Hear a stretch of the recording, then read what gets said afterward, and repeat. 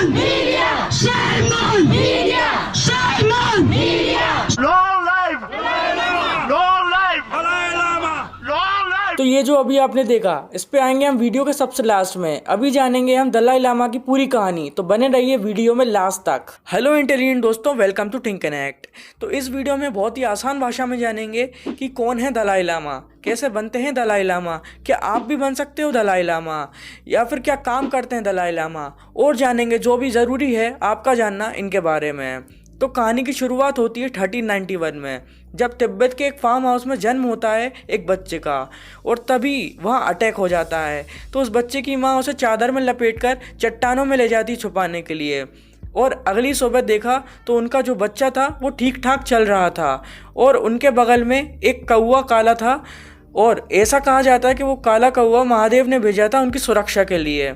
उनके बेटे का नाम गेंदुन द्रुप पड़ा, और जब उनके पिता का निधन हो गया तब उन्हें नार्थंग मोनेस्ट्री में भेज दिया, जहां उन्हें पढ़ना और लिखना सिखाया जाता था। और उसके बाद 15 साल की उम्र में एक भिक्षु बन गए। भिक्षु बनने के बाद उन्हें एक मोनेस्ट्रिक नाम दिया, गेंदुन द्रुबपाल। इसके बाद वो वहाँ के एक जाने माने गुरु तियोक खापा के पास गए पढ़ने के लिए। हालांकि तियोक खापा का निधन गेंदुन से मिलने के 4 साल में ही हो गया था, लेकिन गेंदुन उनके प्रमुख डिसाइपल्स में से एक बन गए थे, और तियोक खापा ने गेंदुन को कुछ कपड़े दिए। अच्छा साइन था कि तुम तिब्बत में बुद्ध धर्म का प्रसार में मदद करेंगे, ये कपड़े। और फिर 1419 में तियोक खापा के निधन के बाद गेंदुन एक शेराब नाम के व्यक्ति के साथ तियोक खापा की तांत्रिक शिक्षा लेने लगे, और फिर उसके बाद 10 सालों तक गेंदुन और उनके दोस्त ने 10 साल तक यात्रा करके अलग अलग मोनेस्ट्री में पढ़ाया। फिर 1447 में गेंदुन ने ताशिल हम्पो नाम की एक मोनेस्ट्री भी बनाई, जो फिर गेलुक ट्रेडिशन की सबसे बड़ी मोनेस्ट्री बनी, और वो मेडिटेशन करते हुए 84 की उम्र में चल बसे। अब आप बोलोगे कि ये कहानी किसकी सुनाए जा रहे हैं आप हमको, तो ये कहानी है पहले दलाई लामा की। अब आप बोलोगे इनको दलाई लामा किसने बनाया, अब आते हैं उस कहानी पे। तो बात है 1580 की, जब the holiness of third Dalai Lama को इनवाइट किया था मंगोल लीडर अल्तन खान ने। तो अल्तन खान एक मंगोलियन लीडर थे। जब अल्तन खान ने इनको दलाई लामा का टाइटल दिया था। और अब आप पूछोगे दलाई लामा का मतलब क्या होता है, तो क्योंकि अल्तन एक मंगोलियन लीडर थे और उन्होंने दलाई लामा के पोजीशन दी थी, तो दलाई एक मंगोलियन वर्ड है जिसका मतलब होता है गुरु, और लामा एक तिब्बतियन वर्ड है जिसका मतलब होता है ओशियन। तो दलाई लामा का मतलब होता है ओशियन ऑफ विजडम। तो अब आप बोलोगे तो थर्ड दलाई लामा को दिया, तो अभी आपने जिसकी कहानी सुनाई वो क्या दलाई लामा नहीं थे?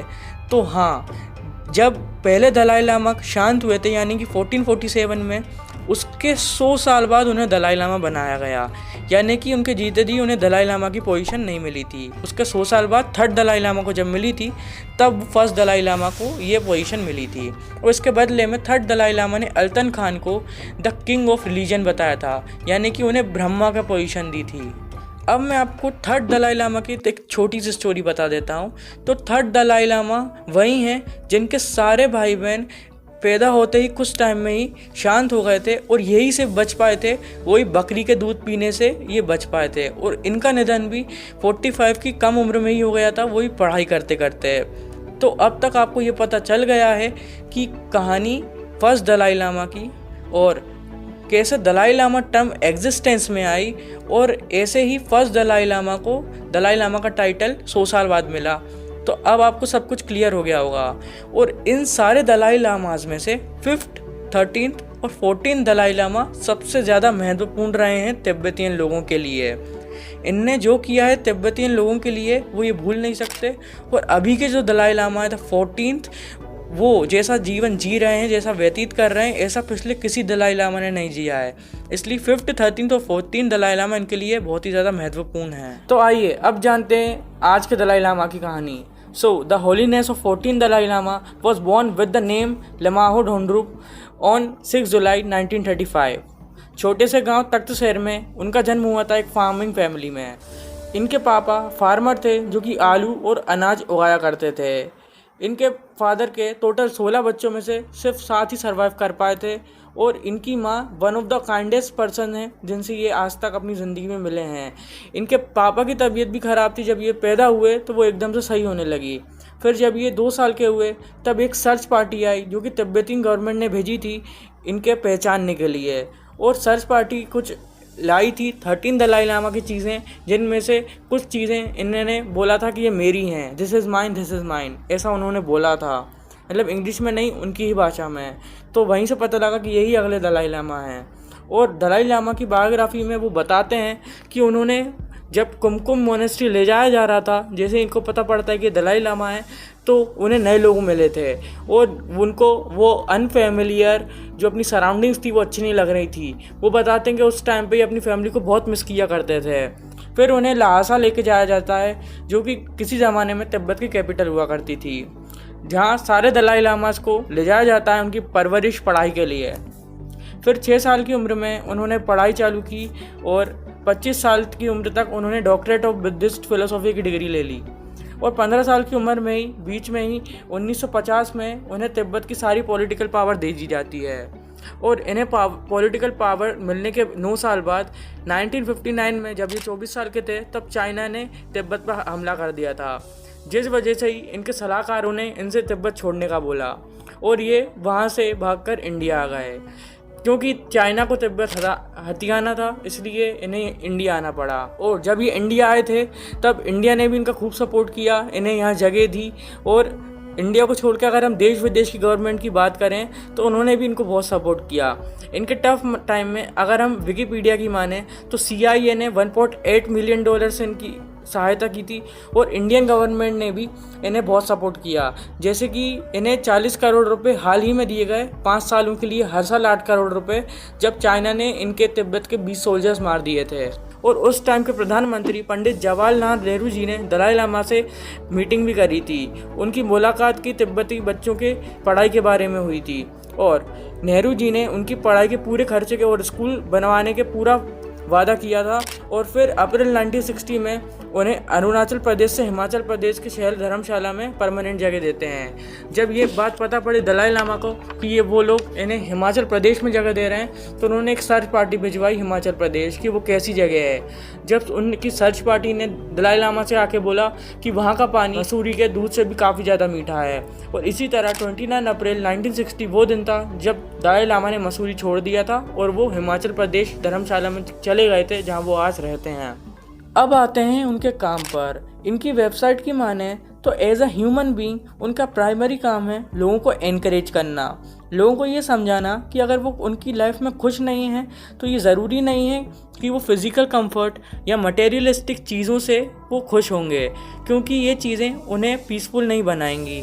लेकिन अगर उनका माइंड पीसफुल होगा तो कोई फिज़िकल चीज़ उनकी कामनेस को डिस्टर्ब नहीं करेगी।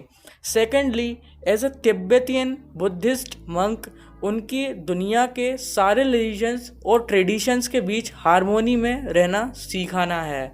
वो कहते हैं डिस्पाइट फिजियोलॉजिकल डिफरेंसेस और religions are same and had same potential to create good human being.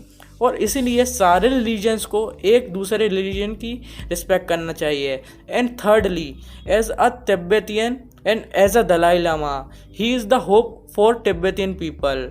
और इसीलिए तिब्बत के लोग के लिए उनके कल्चर और उनके ट्रेडिशन को प्रिजर्व करना उनका एक काम है और इसे विलुप्त न होने देना से बचाना है।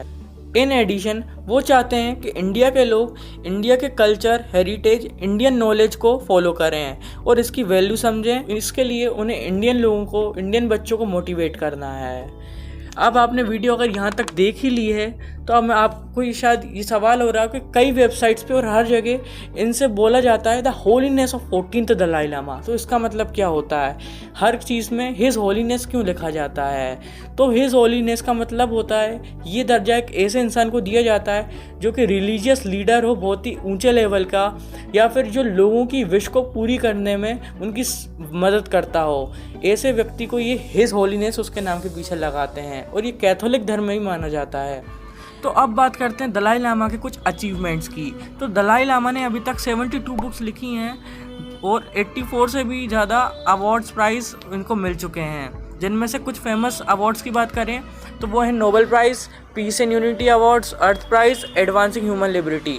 और ये इसलिए भी काफ़ी ज़्यादा फेमस है क्योंकि ये नॉन वायलेंट तरीके से महात्मा गांधी जैसे चाइना से अपनी जगह को छुड़वा रहे हैं। तो अब आते हैं उस क्लिप में जो आपने वीडियो के सबसे पहले देखी।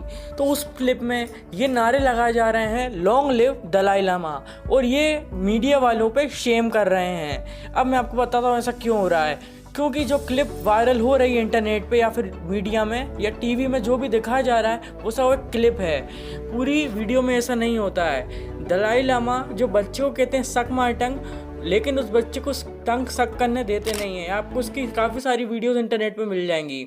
वो पहले ही अपनी टंग अंदर कर लेते हैं, ऐसा ये लोग कह रहे हैं। दलाई लामा का ऐसा कोई भी इंटेंशन नहीं था कि वो बच्चे को किसी तरह से चोट पहुंचाए, और इसीलिए दलाई लामा ने अपने ट्विटर पे माफ़ी भी मांगी है। इसलिए ये सब शेम कर रहे हैं क्योंकि लोग दलाई लामा को बुरा कह रहे हैं, ट्रोल कर रहे हैं। आपके हिसाब से क्या हुआ, ये सही हुआ या गलत, ये आप हमें कमेंट सेक्शन में बताइए। अब आप यहाँ तक देख ही लिए हो तब आपको मेरे को एक चीज़ मालूम पड़ी गूगल के बारे में जब मैं इस वीडियो पे रिसर्च कर रहा था। आप गूगल पे लिखिए आइजैक न्यूटन और वहाँ पे एक ट्री की इमेज आएगी। जब आपको उसको ट्री को क्लिक करोगे तो ऊपर से सिंफल गिरेंगे, आप देखिए जैसे स्क्रीन पर दिख रहा है।